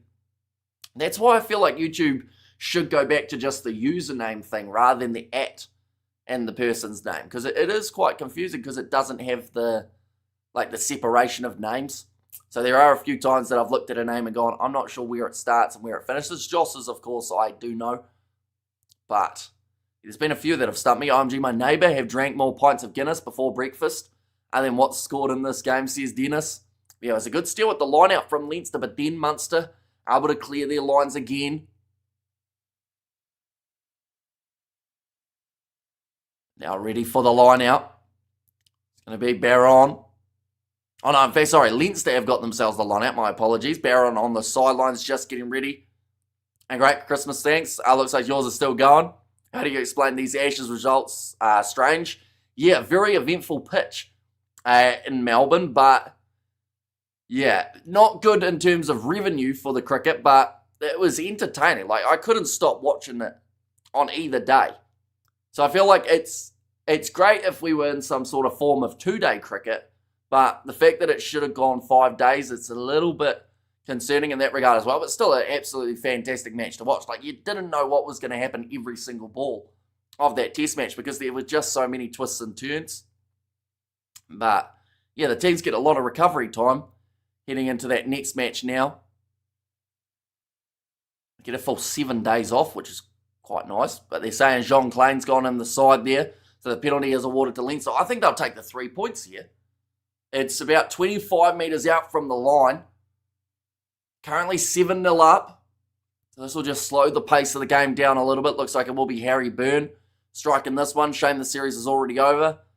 Yeah, from a neutral perspective, England really needed to win that 3rd match. Because if they had pulled off the win there and then won this one, going into that 5th one, imagine if it was 2-2 going into that last match. It would have been absolutely huge. It still will be huge, seeing as England got themselves the win, but it could have been massive for that last game. But 53 minutes through in this contest, and who knows, maybe we'll do a little bit of that final Ashes test match if it does work out that there aren't too many other games on at the same time, which I don't think there will be, so maybe we'll be able to get something going for it. It appears that batsmen either lack patience in test matches or have weak defences, says Joss. Yeah, that's probably a fair statement, because I know that a lot of guys threw away their wickets in that last test match, but then I think that was also because the pitch was doing so much at times that they were worried they were going to go out, so they just thought, oh, well, I'll get the runs while I can. But yeah, not many of them actually just knuckled down and batted time. That's going to be a penalty now going the way of Munster. This one's 25 metres out from the Leinster line, so this could be a chance at 3 points, and in fact, Jack Crowley does call for the post. England just bad at cricket, full stop, says Dennis. I mean, to be fair to them, they did win, though, on Australian soil for the first time in about 5,000 days. So, that's pretty impressive. At the end of the day, they weren't going to win that series, but the fact that they got one win, I think, is a step in slightly the right direction. Hold on 1 second, I'm about to sneeze. We have got Colin here as well. Has said hi. Welcome in, Colin. Hope you're doing well. 1 second.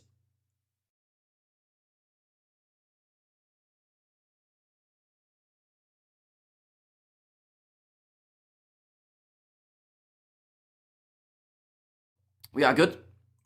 The crowd dead silent as Jack Crowley adds the additional 3. So we've gone from not a lot of points in the first 54 minutes of this contest to now having 2 penalties in the last about 3 minutes worth of time. Which whatever happened to a 5-day test match, we get to see them occasionally. New Zealand versus West Indies normally goes to 5 days. And then people give them criticism for West Indies not trying to win that first test match up against New Zealand, instead just backing themselves to go for the draw. So it's a tricky balance, because if a test goes 5 days, people say it's boring, even though that is what test cricket normally used to be. And then if a test match goes 2 days, they say it's a poor example of test match cricket. So it's very tricky. The happy medium is that maybe last session on day 5. If you get a win in that, then people go, at least it's gone the distance, almost. And thanks for this holiday in Kuala Lumpur, go Munster, says, I was there from Colin, and Munster is busy ruining my Super Brew points. Currently 10 points to 3 at the moment. Munster, if they get themselves another try, or a try, in this contest, could be very close. Has this Irish derby had the usual needle? Not really. We saw a little bit of push and shove earlier on, but it's been very timid compared to what we would normally see. The gap is 7. It has been all game, says Rory. Do see there, I think that's Jeremy Luckman. He's actually getting some eye drops in the eyeball at the moment. It's a close game so far, says Karatiana. Welcome in. Hope you're doing extremely well. I did see you earlier on the stream as well, so yeah, it is great to see you back again. But yeah, very close game at the moment. And I'll be honest, from a neutral perspective, I know that this will probably annoy a lot of Leinster supporters. I wouldn't mind seeing Munster score now, just because of the fact that, 10 points to 10 going into the last 20 minutes, it's a good old score line. The scrum for Munster is kind of horrible, says Davian. And also we have got it's making me sleepy, the game, Hamish, says Mohadeen. Yeah, it's quite a late night for you guys in South Africa at the moment, isn't it? So hopefully the last 20 will wake you up fully, but Jameson Gibson Park goes across to the left-hand side. It was a bit of a low pass, so James Lowe has done well to be able to regather it, but then forced into touch. Going to be a line out now for Munster. He is currently getting some eye drops in the eyeball, says Rory. And also, yes, a lot of needle, says Barry. A good place for eye drops, says Rory. All right, the time is off. I know time's turned back on at the moment. 57 minutes through. Okay, now I'm sneezing. Says what's up, guys. And 9:05 in the UK. All right, Dan Kelly's on. Theka Abrahams is off. We haven't actually seen a huge amount of the South African winger throughout this contest, to be fair. Now, going back across. Left-hand side, Munster with the attacking chance. Gavin Coombs, he's another guy who's been almost absent from this game for Munster when it comes to their attack. Hi, go Leinster. Says Johan there. Love to see teams close. And then the final hurdle, 5th day. Betting on bowling makes it exciting. Says Roof. That one's kicked up high, slapped back. Now picked up nicely by Jameson Gibson Park. Goes away to the right-hand side. Cross kick attempted there. It's going to go close to the sideline, just controlled. And now Haley. Kick that one downfield. Nicely taken round the halfway line once more. Crowley. Goes away to James Lowe. The sun is rising here and I haven't slept. Oops. Says Rory. That one's going to look like a big knock on from Munster. There's an offside advantage in favour of Leinster now though. Gibson Park. Back across to Joe McCarthy. Skip past Josh van der Flair. Bumps off Tyke Byrne. Oh. Tyke Byrne stayed down for a little bit too. He felt that one from Josh van der Flair. The lone try scorer, not just for Leinster, but in this whole contest. Crowley looking for the cross kick, trying to clean it up as Haley, looking over his shoulder, he gets back, retreats, passes it across to his teammate, and they'll go back for the advantage. How long is that advantage though? It's going to be for offside. Wow. That is the offside about 30 metres back when Leinster were pretty much right on the try line. Well, after this game, says Rory. Rieko Ioane has been very quiet. He's dropped the ball twice. He's had a couple all right runs, but yeah, that one for me is too long of an advantage. They have multiple phases, a good chance to be able to attack. Now they will go right back for the penalty. Are you excited for Super Rugby next year? I'm excited for a lot of the rugby that's on next year. Super Rugby, the Six Nations, Rugby League World Cup also taking place, which we are hoping to cover on the channel too. The Rugby Sevens World Cup, Football World Cup's on too. Cricket World Cup. We won't be doing that one on the channel though, because we normally get a copyright strike for it. Ref wants a close finish. Says Big Rig. Now Harry Byrne. So again, crowd silent for this kick. Does manage to get it over. That'll make the score 13-3. So we're slowly working our way a bit higher than that 14-8, which was the lowest scoreline that we've seen in the URC season so far. This one, I feel like we got 2 more tries in these two sides.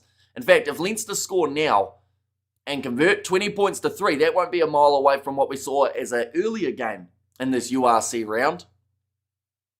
I think we know that the Hurricanes will not win next year's Super Rugby competition. Says, what's up, guys? It feels like ball game, to be honest. And I see Munster scoring 2 tries, says Big Rig. they're just leaving it late, aren't they? They haven't had a huge amount of attacking chance throughout this game. Off the side of the boot of James Lowe, though, this is now the big opportunity for Munster. They need 10 points to get back to a draw.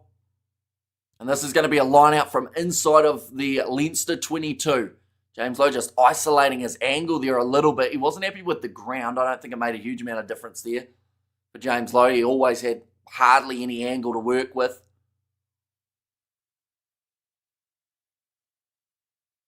Now thrown in. Nicely taken in the middle by Tom Farrell. Craig Casey back across to the right. O'Donoghue went for the pass. It's going to be loose. In fact, that was actually Gavin Coombs who went for the pass. Now Leinster get the ball straight back. That is exactly what Munster have been doing throughout this game. They have one or two phases, then they give the ball back to Leinster.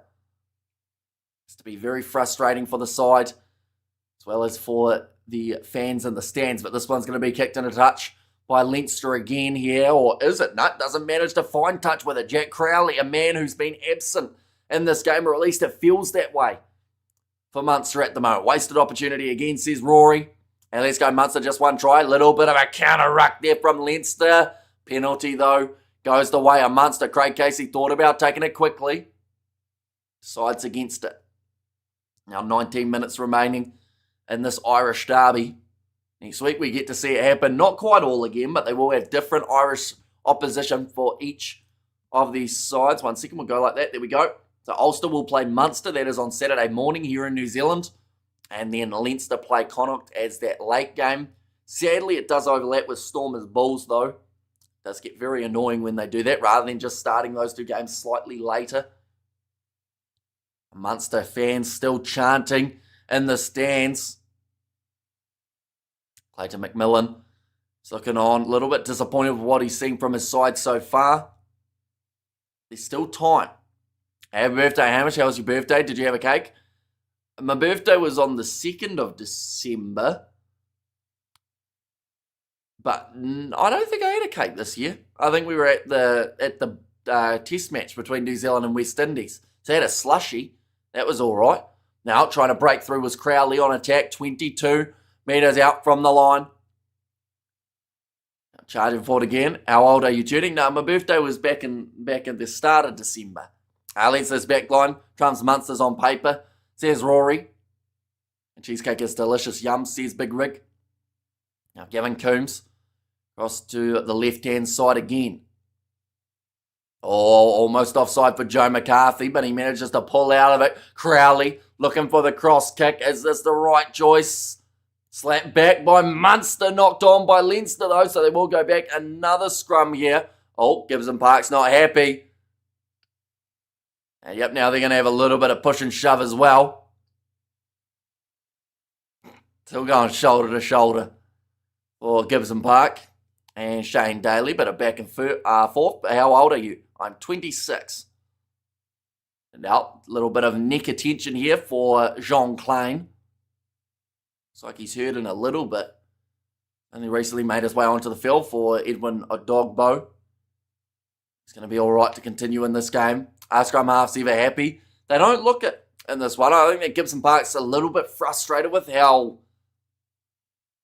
I don't want to say lackluster the attack has been, because at times they've gone all right. Hamish, you are 99 years old, Hamish, says Mahadeen.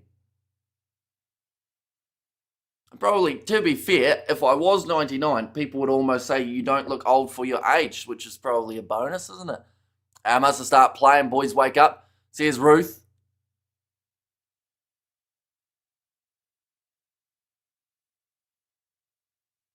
Okay, they were just talking about in the breakdown.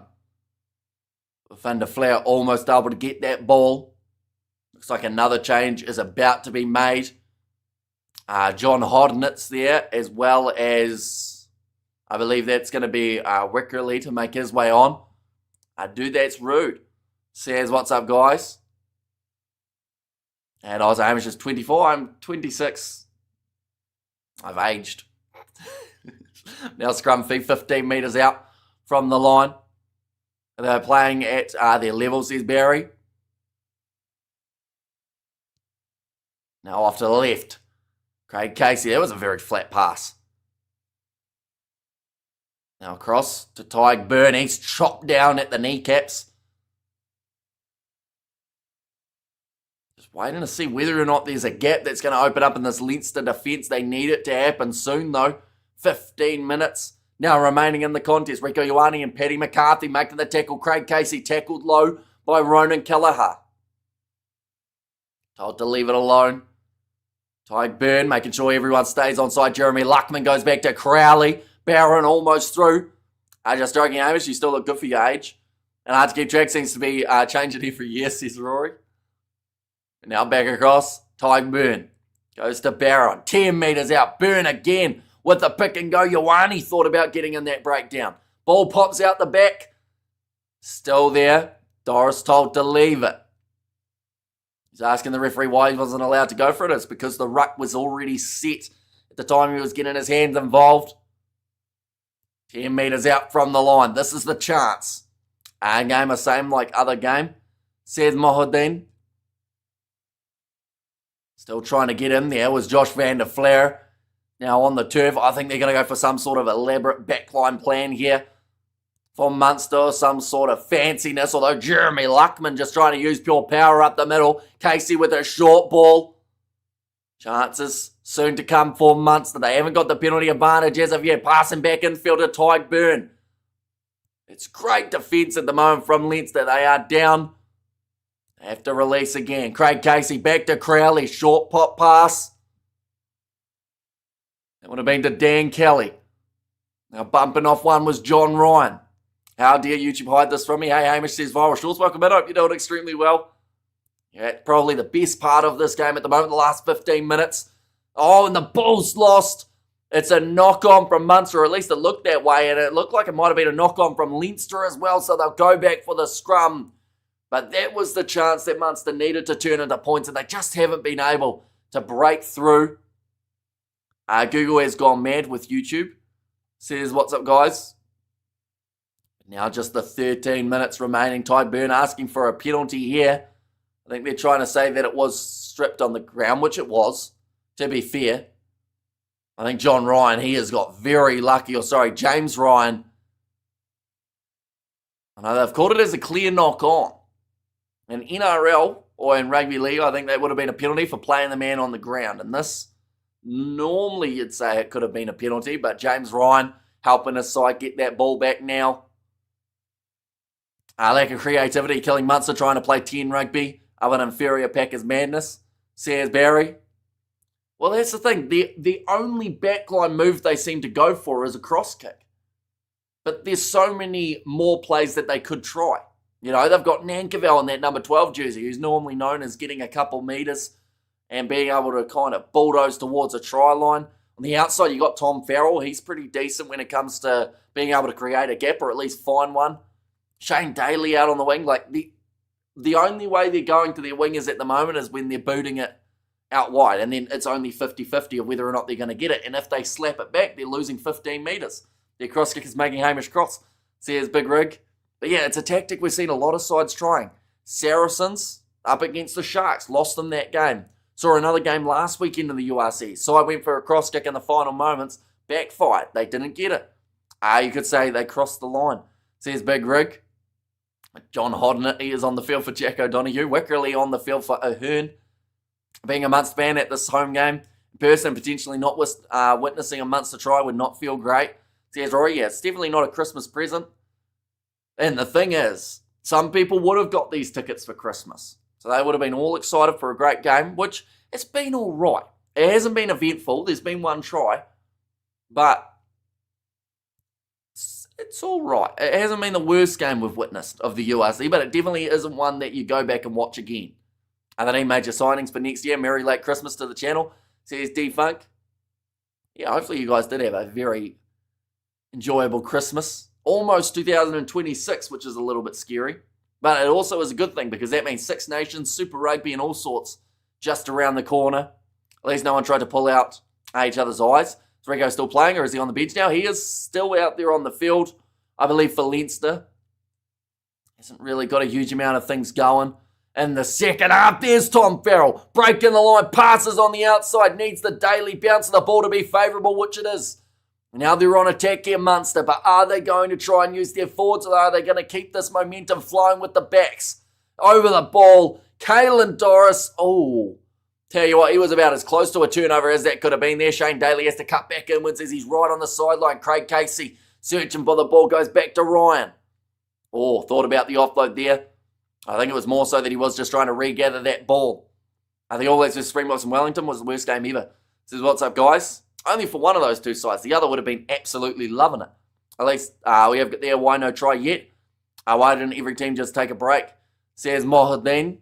It's just because of the hectic schedule that they couldn't really afford to. It's all right for the South African sides because they aren't, like the other sides aren't playing during the Six Nations. So it works out that they can reschedule the games for during those periods of times. And not if you were South African, says Barry Power.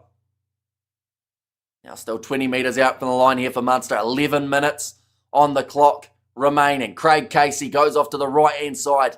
It's one pass rugby at the moment from Munster. Their best attacking opportunity of the whole half came from spreading that ball out wide. Tackled by Alex Nankerville. Tom Farrell, pick and go. Ended up falling the wrong way. Still in the hands. Now Tyke Byrne trying again. He was bleeding from the side of his nose earlier on. But Springboks haven't had a win like that before. Is Rico Ioana going to come back to the Blues? He is going to be back, but not this year. Oh, missed tackle out wide from Harry Byrne, who again has gone too high into that challenge. He's only 1/2 inch away from getting himself yellow carded. The first one was on Casey earlier on in this game, and that one didn't look like there was a huge amount of tackle technique involved either. Now flicking it out the back door. Nankerville, quick hands, moving it on. Rico Ioane tackling Crowley, breaking the line. This is the chance for Munster that they've needed. Dan Kelly slides in, and they finally get the try at Thorntman Park. 70 minutes into this game, and now Munster are in with a real shot. Rico is a 6-month deal, says Barry, and it won't be the last time, says Rory. And there as well, but Dan Kelly off of the bench. It's the back line that would win this game for Munster. They are finally willing to throw it around. Great drawing pass from Nankerville, the pass out wide. And yeah, just a bit too high from Harry Byrne. Again, looking at that replay, why bother with the box now? Let's rather focus on the matter at hand. See, it's Vivian Fundermerva in there. Although I think it's more so the... Yeah, I assume he was... I'm not too sure why he was referencing them. But, yeah, URC sides, of course, the South African Derby's taking place next week. We are going to be covering on the channel. They are the lone games that we are doing next weekend. Well, how significant a try would that be? Says, what's up, guys? And Munster get it, says Ruth. Now lining up the kick. That one's missed. Means that a draw could still well and truly be on the cards, but it also means that there's only 5 points separating these two sides. But 9 minutes remaining now. Clayton McMillan sitting forward in his seat. The head coach of Munster is starting to get maybe a little bit nervous about how this game could end. But it's just the back line. Rico Ioane made a big tackle on Tyke Byrne. Left the gap on the outside.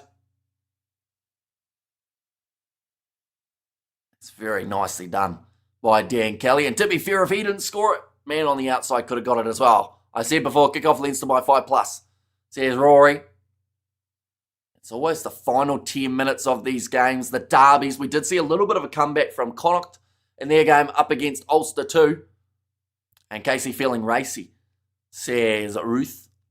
Now currently 15 metres out from their line here, Munster. I will mention there were about 2 or 3 breakdowns that Leinster were very close to getting the steal, particularly Caelan Doris. So they'll have to keep an eye on him, definitely when Munster are inside of their own half, as he could win them the crucial penalty that then gets them leading by 8 points rather than the 5. Kicked high. That one hasn't gone a huge amount of distance, but Munster managing to retain that ball with Shane Daly under it. Now back across the left, that was offside by about 5 metres from Leinster, and they have got the offside advantage. Now they can throw this one around. Crowley going on the outside. Little bit of a shuffle. They'll go back for the penalty. If they get this conversion, the scores will be tight. Says, what's there from WhatsApp? What's your favourite Super Rugby jerseys next year? I actually haven't seen the Super Rugby kits for next season. So I'll have to give them a look at some stage. That one does go into touch. Fantastic kick from Munster. The momentum has done a full 180. In just the last about 3 or 4 minutes of this contest, they've started playing with a little bit more, just a little bit more oomph from this Munster side. A bit more determination. Tyburn's nose looks like it's half ripped off at this point in time. He's going to have to get that one checked later. Josh van der Flair, he will make his way off the field. He has a solid game. He scored the lone try of the match for Leinster. Munster decide to go to the front of their line out. Retaining the ball now 30 metres out from Leinster's line. Still with 7 minutes on the clock. They can come back into this contest. But if Leinster get one big steal, I would say that this game is done and dusted. The ball's still there. Going off to the left-hand side, I will mention Craig Casey's been taken off the field, and Paddy Patterson, he has made his way on. John Ryan hitting it up there, middle of the field, tackled by the replacement hook. Oh, rush defence there from James Gibson Park. It knocks the ball free from Munster, but retained by McKee. Now Paddy Patterson again going off. Gavin Coombs, short ball to John Klein.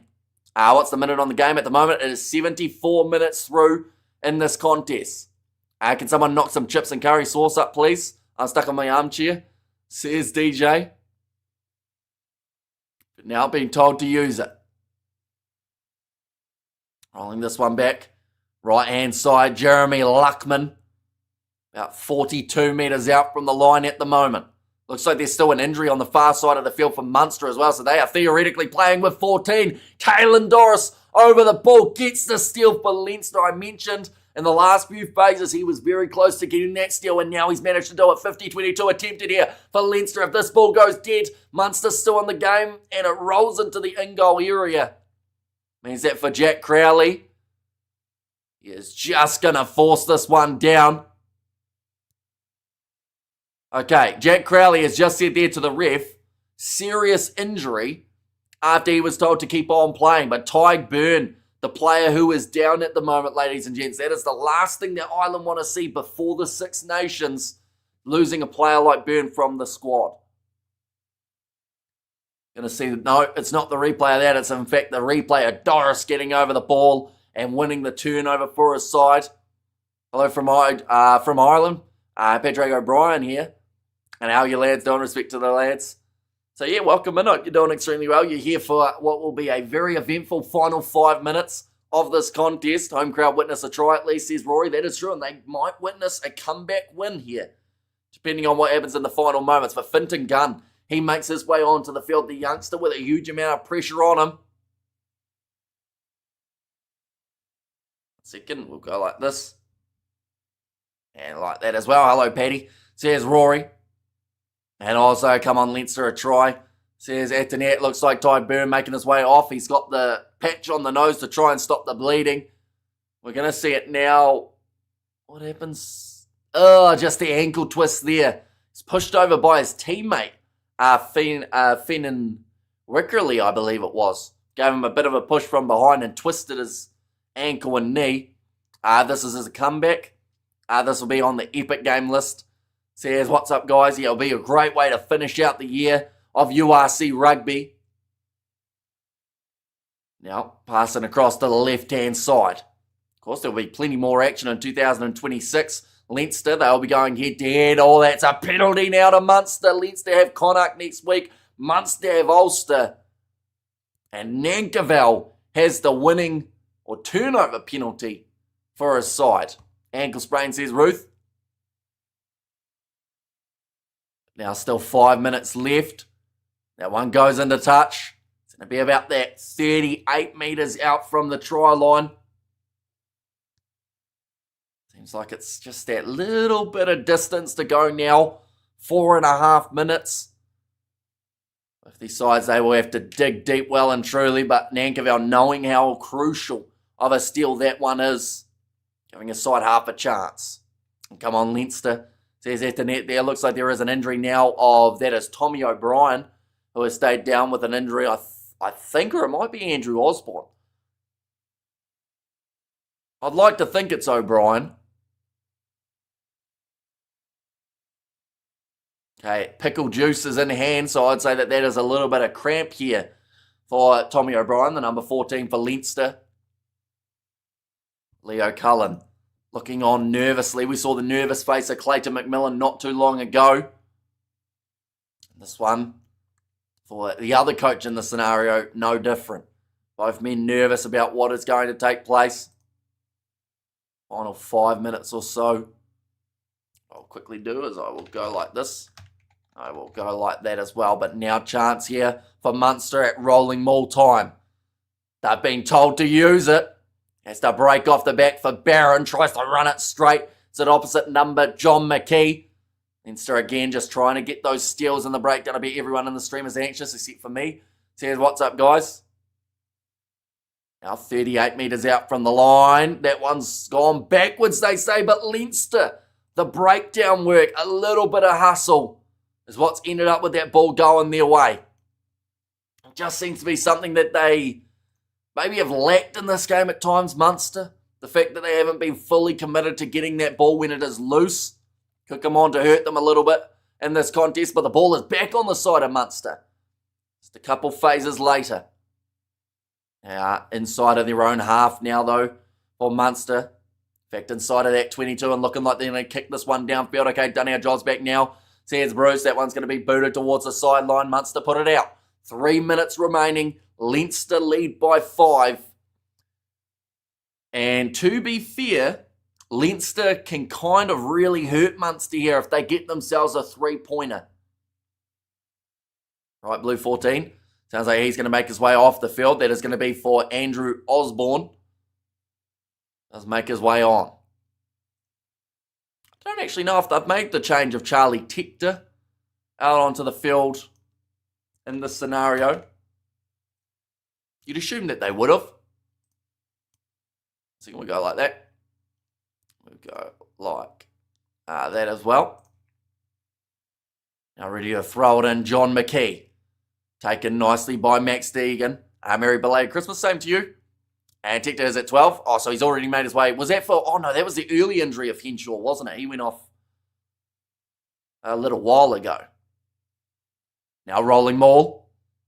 Slowly moving. Oh, that was a little bit of a nervous moment there. For Finton Gunn. He's not going to be able to get that ball out, and Munster get themselves the scrum now. Just a half fumble from the young man at 9. And also, come on Leinster. And come on Munster, says Timmy. And at least it's not 7-0. That is true. It is still, at this point in time, tied for the lowest scoring URC game of the season, I believe. Because it's the same as 14-8, isn't it? Oh, no, not quite, actually. If that's the case, then they are still the lowest. Currently 2 minutes remaining. Scrum feed for Munster, 30 metres out from their line. This is the type of moment that will either help them move up that table that little bit more, or could see Leinster start their comeback in this season. Start working their way towards top 4. Okay, I thought it was a try, but it's a scrum. Says, what's up, guys? Was there any cards? No cards at all throughout this game. Alex Nankerville, James Lowe, and Rico. Says Mark, and come on Leinster, says Antoinette. Now, scrum feed for Paddy Patterson.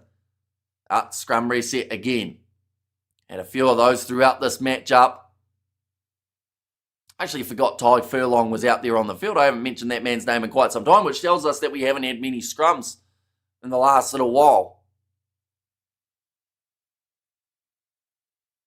And come on, says, what's up, guys? It is using up valuable seconds. Just the 60 now remaining on the clock. I'd say if we get another scrum reset, it honestly wouldn't be bad for Leinster to give away a free kick here rather than a penalty. Although I don't know whether or not the referee would award that. But at the end of the day, push as hard as you can. If you're Leinster, that ball doesn't end up on their side. Instead, Munster now looking to move this one off to the right. Alex Nankerville thought about the pass on the outside, tackled by Lowe. Looks a bit high. Looks like he's got him in the sleeper hold. And that is going to be the advantage now for Munster. That is exactly what they needed. They're 50 metres out from the line. Crowley looking a little bit indecisive. They're going to take the penalty. They won't go for 3 here, though. You going to America? Not that I know of. And Farrell is going over. Come on, says Timmy. And last chance, says Barry there. Right, Jack Crowley, 10 seconds remaining here in this contest. And Munster have got the opportunity to not just have a chance at winning, but worst case scenario, have a chance of drawing in this contest for the Irish Derby. Haven't had a huge amount of draws throughout this URC season as of yet. This is the way that the table's sat heading into this competition. Just the Dragons having 2 draws, Sharks having 1, and Ospreys having 1. But no one inside of the top 11 sides have had a draw as of yet. Leinster sitting 4-3. Munster sitting 6-1. Is that going to become 7-1? They get this one going. I know Leinster says at the net there. Ready to throw this one in. Taken at the front again. The safe option for Munster in the scenario. Any sort of handling error or penalty against this Munster side would be the end of this game. But now moving it away to the left-hand side. Alex Nankervis, in fact, that time was the try scorer. Kelly, 2-man tackle on him. Paddy Patterson back across to Jack O'Donoghue. Made his way back onto the field for Tyke Byrne. Went off with an injury. Would mean a massive amount to that man if he knows at least his efforts were not in vain. And now, trying to get forward. Jeremy Luckman. Still 25 out. Crowley looking to find a gap. Can't quite get through. Patterson again. 81 minutes through this game. Gavin Coombs tackled by his opposite number, Caelan Doris. Been looking for turnovers all throughout the second half. He's been able to get the one so far. This one would be that much more crucial if he could do it. Paddy Patterson again goes off to Jean Klein. Rieko Ioane trying to get the turnover. Can't do it. Now, still that 25 metres out. Jeremy Luckman doesn't pass, although Mike McKee, almost golden opportunity for him. No one was in the breakdown, but just misses the chance of being able to grab the ball. Another hit up from Coombs. Gets the offload away to Patterson. Now backline movement for Munster. Numbers on the left-hand side. Salah dummy. One more pass is all they need. They managed to get it out to Nankervis. But that one took a little bit longer than they would have liked it to. It slowed down the attacking momentum. Patterson back in field. Phase after phase at the moment for this Munster side. Jeremy Luckman gets through the tackle attempt on Max Deegan. Now off to the right, another offload. Jack O'Donoghue. Leinster scramble defence has been solid all throughout this game. Is this going to be the case once more? 5 points still separating these two sides. Jack O'Donoghue. Now, Paddy Patterson slowing this one down, working out what that next passing option is. Crowley goes across. He finds absolutely no one on his side. Leinster get the ball. They put it into touch and they sink the slipper into touch with it. That will be the game, and Leinster, away from home, have managed to get themselves the win, or have they? Yes, they have. There was a sound there of a second whistle that made it sound like they were possibly checking something, but that is going to be full time. The referee walking away from Crowley. I think he's saying there might have been a deliberate knockdown in that scenario as to why Leinster ended up with that ball, but the referee very quick to blow the full-time whistle, so I don't believe they can check it, but they are looking at the replay now. That may have come off Rieko Ioane's hand, in which case, was it a deliberate knockdown or just a knock-on? That'll be one that's debated, but either way, it was ruled as full-time. It came off the hand of Rieko Ioane. There's no denying that. It's just whether or not it's knocked on or a deliberate one, in which case it would have been a penalty to Munster, but instead Leinster walk away 5-point victory, 8 points to 13. And an Irish derby that did seem low-scoring at first turned into quite the battle in the closing moments. Thanks, Amy. See you next time. Says DJ. I guess we could say see you next year, because that's the next time we'll be live. Oh, what an impressive match it was. Well done, Leinster. Says Big Rig called it Leinster by 5+. Says Rory. Well, that was an anticlimax. Says Big Rig. Bedtime at sunrise by all. Thank you, Hamish. Says Rory. No worries at all. So the next games that we are going to be covering will be happening next weekend. The 2 South African derbies are the ones we're going to be doing. Goodbye. Good game, Munster. Says Karatiana there. And also, thanks, Hamish. See you later. Awesome. What's next? And there were too many penalties conceded in this game. Yeah, there were quite a few throughout it. But in terms of what is next on the channel, we are covering Sharks versus Lions, as well as Stormers versus Bulls. And they are taking place on the 4th of January. So, yeah, those are the exciting games. Sadly, I can't do that game on the 3rd between Ulster and Munster, even though that one will be a very entertaining game. I'll certainly be watching that one, but I should be away on holiday at that point in time. So we'll be back in time, though, for 2 derbies. And sadly, Leinster Connacht, as much as I would have loved to cover that one, it does overlap the game we're doing prior. But nonetheless, I do thank you all very much for tuning in. I hope you guys have a happy and safe new year, as it is only a few days away. And yeah, see you next year for the next live stream. And yeah, I guess bye. See you next year, Hamish. Have a good one. Says Viral Shorts and the RTE radio commentary. As the game finished, I won't spoil the score yet. So it just came to a close for us here. 13-8. The win going the way of Leinster. Thanks for the commentary, Hamish. See you all in the new year. See you next. So yeah, nonetheless, thank you all very much for tuning in. I will see you all for the next one.